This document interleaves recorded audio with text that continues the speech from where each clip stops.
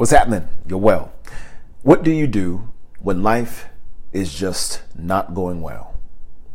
When you're in a winter time in your life, when ain't nothing going well, when at every turn it seems as though the door's shut, the opportunity's gone, there is no peace, it's just calamity all around you. One misfortune after another. One mental shot after another.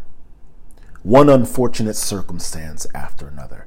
What do you do when life gets to that point?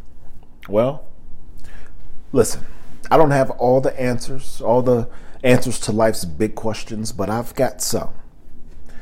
And the answer to that question is very simple for me. Now, I don't want you to take this immediately and come to your conclusion about it.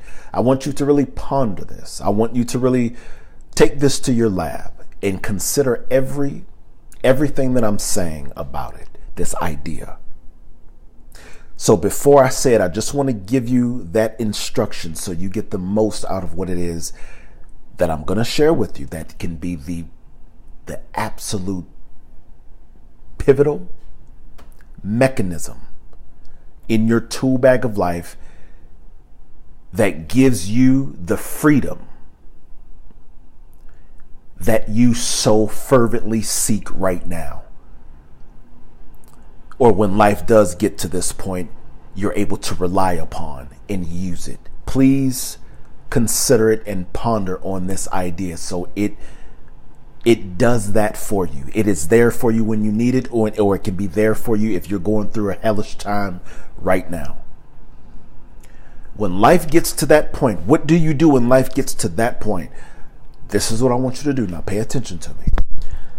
I want you to get harder on yourself. I don't want you to think that means beat yourself up.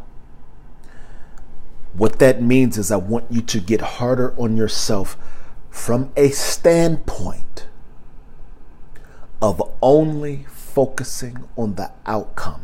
Being hard on yourself in the midst of the pain, in the midst of the misfortune. Being hard on yourself, meaning not letting yourself succumb to the lesser side of our human nature. Not letting yourself get so engrossed in your emotions that you can't see the forest for the trees and your judgment is clouded. Yes, I know it hurts. Yes, I know it's painful. Yes, I know it's very difficult, but listen to me.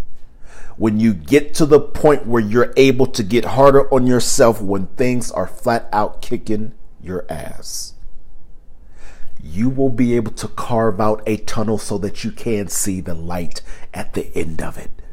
You will be able to see the rainbow afar. You will be able to see the pot of gold that literally awaits when you go through and put yourself through the discipline of being harder on yourself, to stay focused, relentlessly focused on the outcome. Why? Because all the energy that you use to succumb to the negative, lesser emotions can be now converted or transferred to use your creative mind and use that energy to fuel your creative mind to now think of the only ways to get to it where it is that you truly want to go in the first place.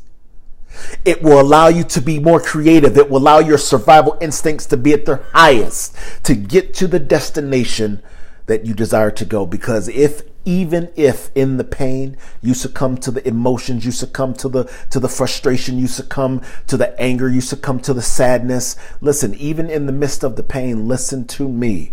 Life does not respond to emotions. Life responds to those who know how to respond. And you will only know how to respond if you are disciplined and you hold yourself accountable to the discipline of being harder on yourself, to remain relentlessly focused on the outcome that you want, seeing yourself in doing the necessary work without any kind of pride. Put your pride on the shelf. Not that it is a bad thing, but you don't need it right now. You just need relentless focus on the outcome to do whatever is needed.